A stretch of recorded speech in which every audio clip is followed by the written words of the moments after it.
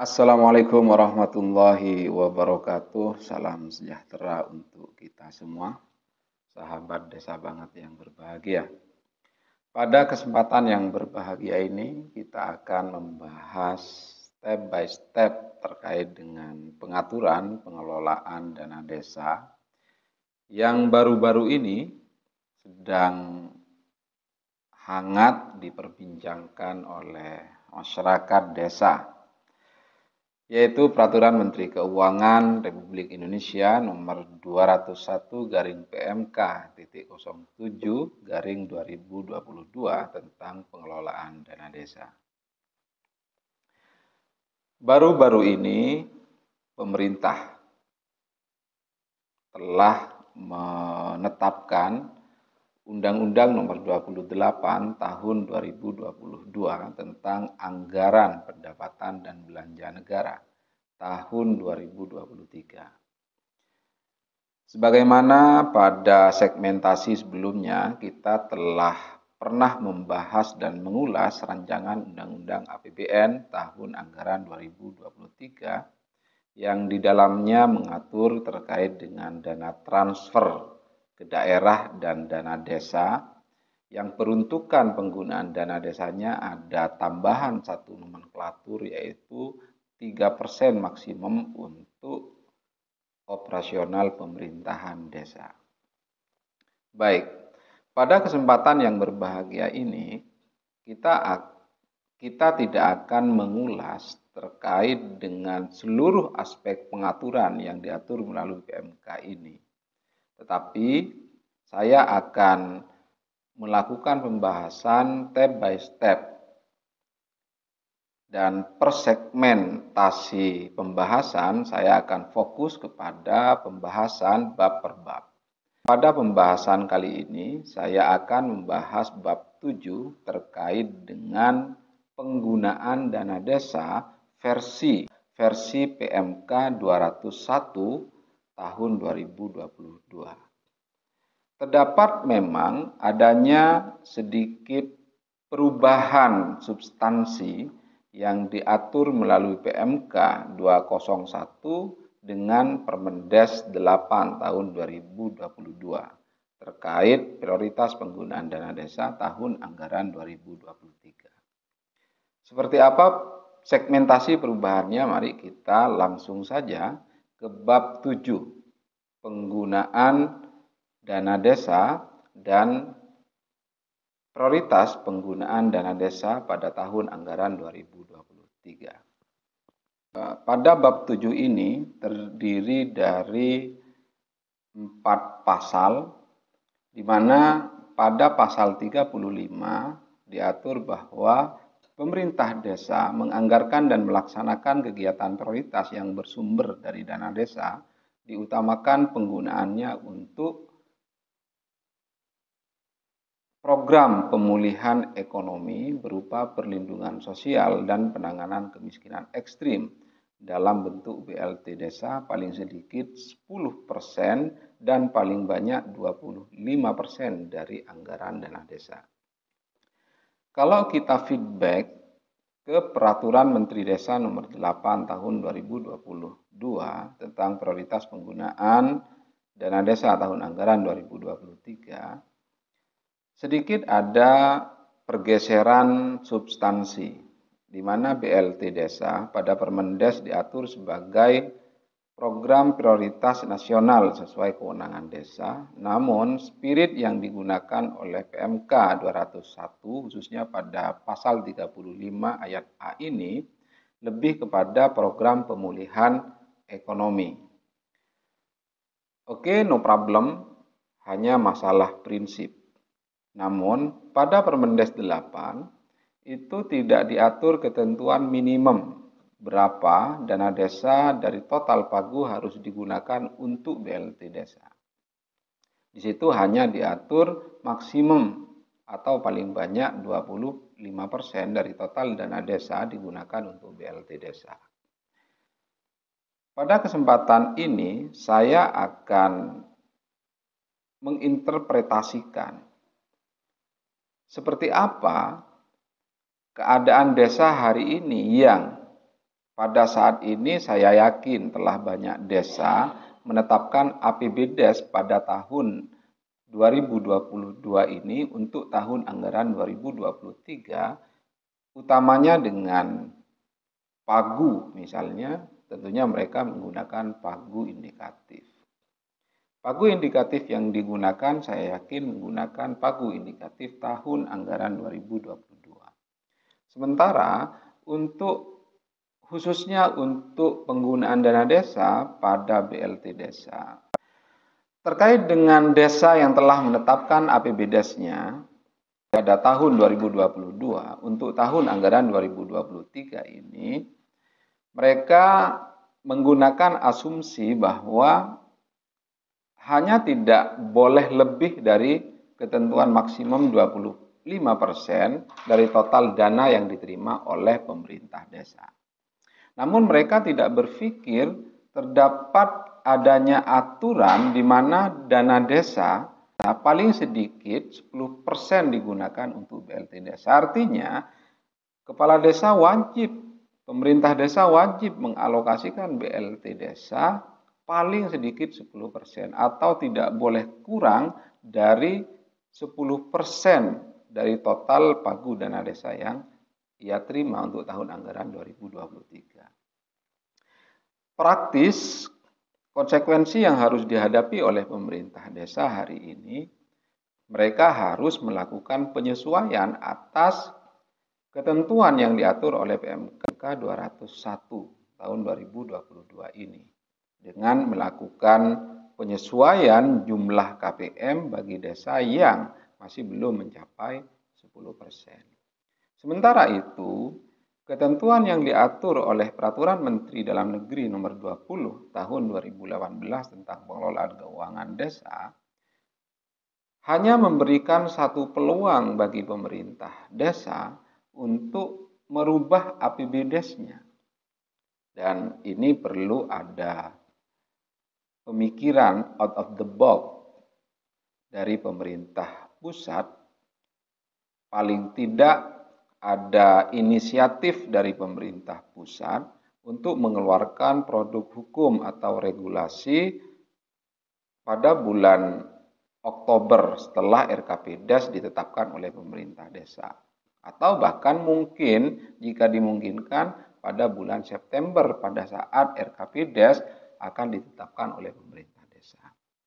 Atau pemerintah pusat melakukan penyesuaian regulasi yang diatur oleh peraturan menteri, baik peraturan menteri keuangan, menteri dalam negeri, ataupun menteri desa, yang mengharuskan desa melakukan penyesuaian atas kebijakan yang diambil oleh pemerintah pusat.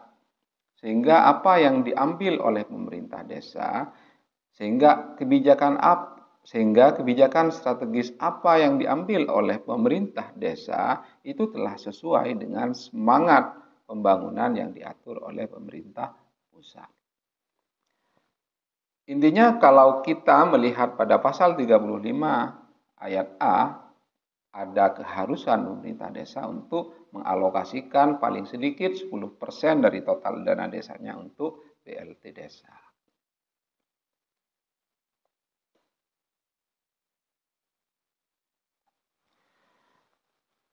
Ayat B menyebutkan bahwa dana operasional pemerintah desa paling banyak 3% dari anggaran dana desa.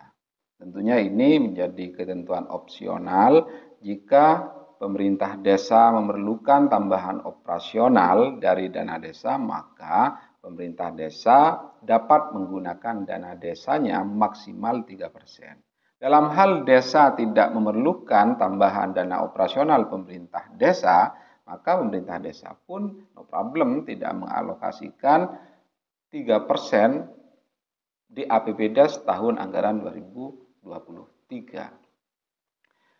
Ayat C menyebutkan program ketahanan pangan dan hewani paling sedikit 20% dari anggaran dana desa termasuk pembangunan lumbung pangan desa. Ini masih sesuai dengan apa yang diatur oleh pemerintah, khususnya oleh Presiden melalui Peraturan Presiden Nomor 104 Tahun 2020 1 tentang penjabaran APBN tahun anggaran 2022. Masih sinergi dengan pengaturan itu, sekalipun per hari ini ketentuan dimaksud sudah tidak dapat digunakan sebagai dasar hukum. Ayat D, selanjutnya yaitu ayat D, dukungan program sektor prioritas di desa berupa bantuan permodalan kepada BUMDes, program kesehatan termasuk penanganan stunting, dan pariwisata skala desa sesuai potensi dan karakteristik desa, sesuai program atau kegiatan lain. Serta program atau kegiatan lain. Jadi, untuk prioritas penggunaan dana desa lainnya, nanti sahabat desa banget dapat menyimak pada konten kami sebelumnya terkait dengan sosialisasi prioritas penggunaan dana desa tahun anggaran 2023 yang diatur oleh Kementerian Desa. Selanjutnya yaitu kita masuk pada pasal 36. Pada pasal 36 ini, ketentuan pengaturannya berkaitan dengan BLT Desa, sahabat desa banget yang berbahagia. Pada ayat 1 disebutkan bahwa calon keluarga penerima manfaat BLT Desa sebagaimana dimaksud dalam pasal 35 huruf A diprioritaskan keluarga miskin yang berdomisili di desa bersangkutan dan terdaftar dalam keluarga desil 1 data pensasaran percepatan penghapusan kemiskinan ekstrim.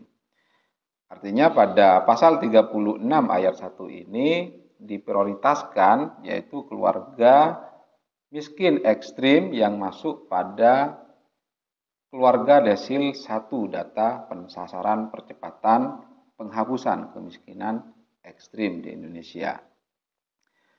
Tidak berhenti di situ, di ayat 2-nya disebutkan dalam hal desa tidak terdapat data penduduk miskin yang terdaftar dalam keluarga desil 1 sebagaimana dimaksud pada ayat 1. Artinya dalam hal data masyarakat miskin ekstrim yang ada di desil 1 telah mendapatkan bantuan lain dari pemerintah, misalnya PKH, maka otomatis yang bersangkutan tidak memiliki hak atau tidak memenuhi syarat yang nanti kita akan bahas syaratnya menjadi KPM BLT Desa.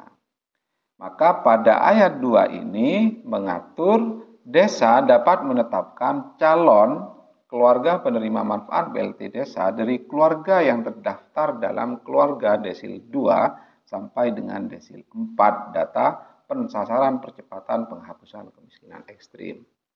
Jadi data percepatan penghapusan kemiskinan ekstrim ini sahabat desa terdapat 4 desil. Desil 1, desil 2, desil 3 sampai dengan desil 4. Jadi desil 1 itu menjadi skala prioritas apabila di desil 1 telah tidak ada KPM yang memenuhi syarat, maka pemerintah desa dapat beralih ke penggunaan data warga miskin di desil 2 sampai dengan desil 4. Pada ayat 3 disebutkan dalam hal desa tidak terdapat data penduduk miskin yang terdaftar dalam keluarga desil 1 sampai dengan desil 4. Coba struktur pengaturannya tadi diprioritaskan warga yang masuk desil 1. Apabila desil 1 tidak ada, boleh pemerintah desa menggunakan data desil 2 sampai dengan desil 4. Apabila desil 1 sampai dengan desil 4 tidak juga ada, maka pemerintah desa dapat menetapkan calon keluarga penerima manfaat BLT Desa berdasarkan beberapa kriteria. Kriteria yang pertama yaitu kehilangan mata pencaharian, yang kedua mempunyai anggota keluarga yang rentan sakit menahun atau kronis dan atau difabel.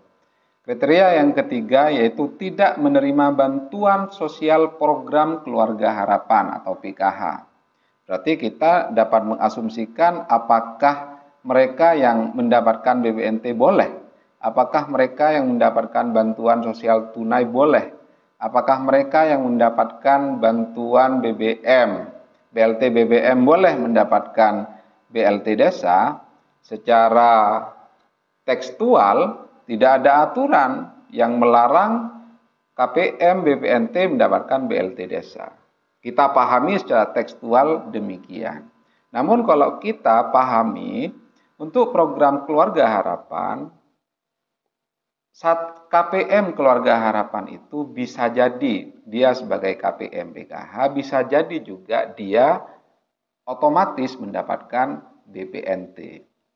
Tentunya ini yang nantinya perlu dipertajam oleh DJPK pada saat sosialisasi terkait dengan PMK 201 ini, agar kita, masyarakat, dan khususnya para pemangku kepentingan yang ada di tingkat desa tidak dibuat bingung menginterpretasikan ketentuan pasal 36 ayat 3 huruf C ini. Yang selanjutnya yaitu rumah tangga dengan anggota rumah tangga tunggal lanjut usia.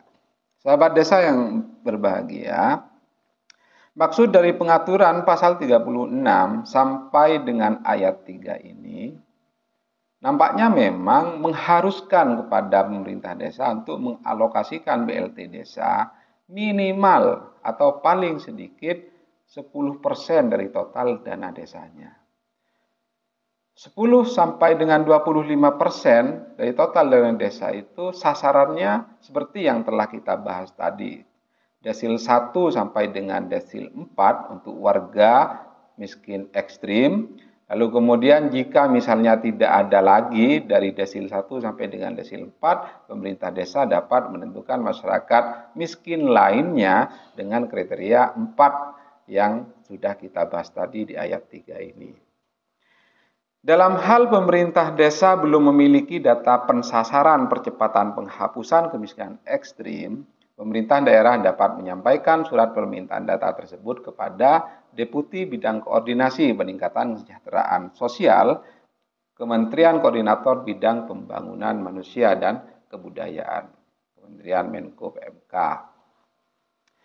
Pada ayat 5 disebutkan Bupati atau wali kota menyampaikan data pensasaran percepatan penghapusan kemiskinan ekstrim per desa kepada kepala desa di wilayahnya.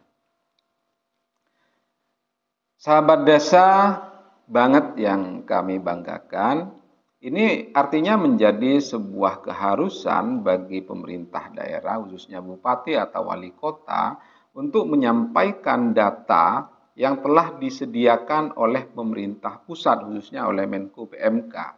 Data tersebut nantinya akan diserahkan kepada desa oleh bupati atau langsung oleh pemerintah pusat, dan oleh desa nantinya akan dilakukan verifikasi dan validasi untuk kemudian ditetapkan di forum musyawarah desa yang nantinya hasil atau berita acara dari musyawarah desa tersebut akan dijadikan dasar oleh bupati untuk menetapkan data warga miskin ekstrim yang ada di wilayah daerah kabupaten atau kota setempat.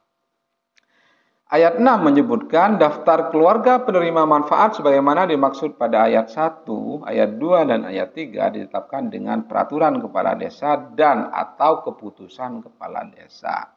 Jadi kepala desa dapat memilih opsi menetapkan penerima manfaat yang tadinya dapat disadur melalui data warga miskin ekstrim desil 1 sampai dengan desil 4 atau data warga yang diklasifikasikan berdasarkan 4 kriteria yang telah kita bahas tadi.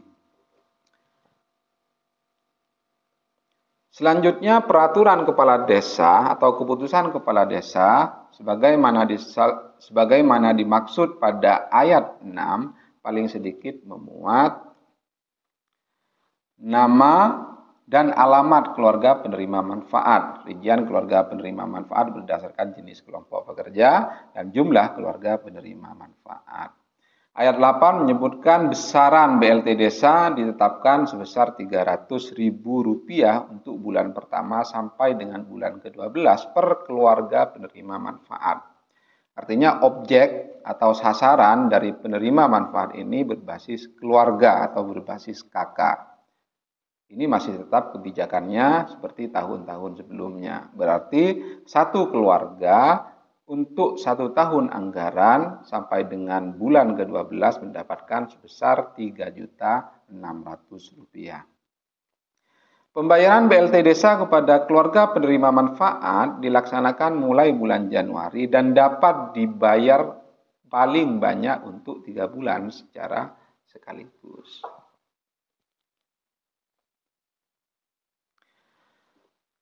Pada ayat 8, dalam hal pembayaran BLT Desa bulan kedua sampai dengan bulan ke-12 lebih besar dari kebutuhan BLT Desa sebagaimana dimaksud pada atau dalam pasal 20 ayat 1 huruf A dan angka 2, pembayaran atas selisih ukuran BLT Desa bulan kedua sampai dengan bulan ke-12 menggunakan dana desa non BLT Desa setiap bulannya. Artinya ketika pemerintah desa menetapkan misalnya 20 orang di APBDes awal dan ternyata dalam perkembangannya terdapat adanya kebutuhan dari warga masyarakat untuk diinjek menggunakan BLT Desa. Maka kebutuhan injek dari BLT Desa kepada warga yang membutuhkan itu nantinya akan dibiayai menggunakan dana desa non BLT Desa atau dana desa reguler. Pada ayat 11 disebutkan dalam hal keluarga penerima manfaat BLT Desa sebagaimana dimaksud ayat 6 mengalami perubahan karena meninggal dunia atau tidak memenuhi kriteria keluarga penerima manfaat sebagaimana dimaksud ayat 1, kepala desa wajib mengganti dengan keluarga penerima manfaat yang baru. Ayat 11 ini tidak berdiri sendiri karena terdapat lanjutan ayat 12 dalam hal tidak terdapat. Kalau tadi apabila ada warga yang memang sudah tidak memenuhi syarat dan akan dieliminir oleh pemerintah desa, maka kepala desa wajib mengganti masyarakat tersebut dengan KPM baru. Jika ada penerima manfaat yang masih memenuhi syarat. Dalam hal tidak terdapat keluarga penerima manfaat yang baru, bagaimana dimaksud pada ayat 11, katakanlah semua warga desa sudah mendapatkan bantuan atau sejahtera semua, selain yang telah ditetapkan. Maka kepala desa melakukan perubahan daftar keluarga penerima manfaat BLT Desa yang masih tersisa berdasarkan rekaman jumlah keluarga penerima manfaat sebagaimana dimaksud dalam pasal 20 ayat 1 huruf A angka 2 dengan menjelaskan penurunan realisasi jumlah keluarga penerima manfaat.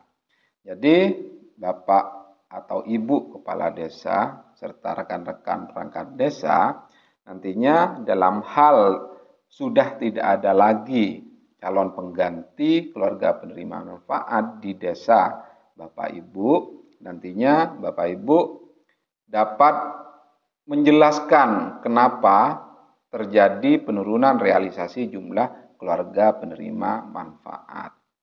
Seperti yang sudah kita bahas tadi, apakah memang karena tidak ada lagi warga yang memenuhi syarat untuk mendapatkan BLT Desa. Selanjutnya, kepala desa melakukan pembayaran BLT desa sesuai dengan perubahan daftar jumlah keluarga penerima manfaat sebagaimana dimaksud pada ayat 12.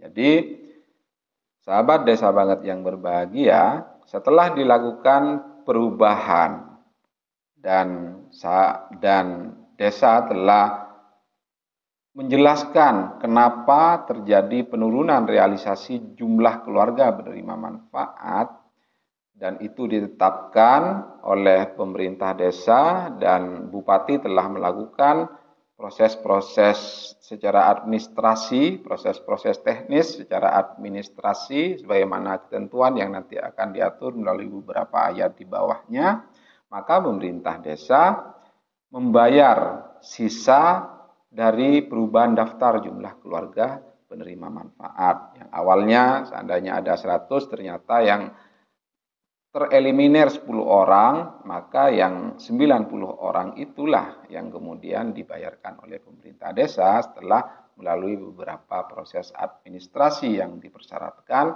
dalam ketentuan PMK 201 ini.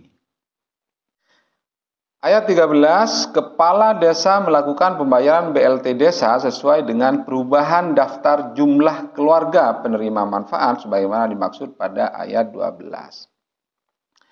Jadi sahabat desa banget yang berbahagia, pemerintah desa mutlak wajib mengalokasikan BLT desanya paling sedikit 10%. Dan itu wajib dilakukan pada proses anggaran awal atau awal pemerintah desa menetapkan APBDes-nya. Dan apabila dalam perjalanannya pemerintah desa menjumpai berbagai persoalan, diantaranya sebagaimana disebut dalam ayat 12 ini, ayat 11 dan 12 ini, maka pemerintah desa harus menjelaskan apa dasar perubahan BLT desa untuk bulan kedua sampai dengan bulan ke-12. Dijelaskan dalam ayat 14, dana desa untuk BLT desa yang tidak dibayarkan kepada keluarga penerima manfaat akibat perubahan daftar jumlah keluarga penerima manfaat BLT desa untuk mendanai kegiatan prioritas sebagaimana dimaksud ayat 13 dapat digunakan untuk mendanai kegiatan prioritas desa lainnya yang diatur pada pasal 35 tadi. Kepala desa menyampaikan laporan penggunaan atas pendanaan kegiatan sebagaimana dimaksud pada ayat 14 kepada bupati atau wali kota. Selanjutnya nanti bupati atau wali kota akan melakukan perekaman realisasi jumlah keluarga penerima manfaat BLT desa berdasarkan data realisasi yang disampaikan oleh kepala desa disertai penjelasan perubahan realisasi jumlah keluarga penerima manfaat sebagaimana dimaksud pada ayat 12 dan penggunaan sisa BLT desa sebagaimana dimaksud pada ayat 15 pada aplikasi Omspan. Jadi nanti misalnya nih pemerintah desa A telah menetapkan 100 orang untuk bulan pertama atau pada saat APBDes ditetapkan. Dan ternyata setelah berjalan bulan pertama, di bulan kedua terdapat KPM BLT desa yang tidak lagi memenuhi syarat. Katakanlah yang bersangkutan telah kaya, yang bersangkutan telah meninggal dunia, atau yang bersangkutan mengundurkan diri dari kepesertaan BLT desa, KPM BLT desa.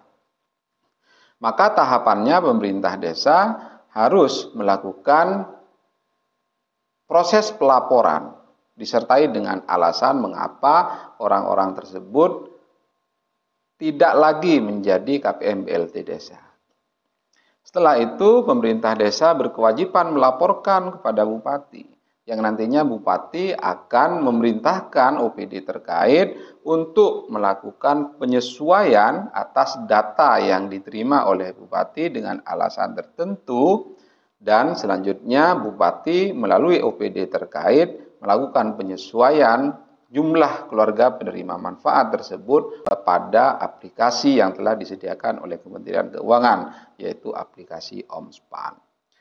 Sisa dari dana tersebut nantinya digunakan untuk prioritas lainnya yang diatur pada pasal 35 tadi.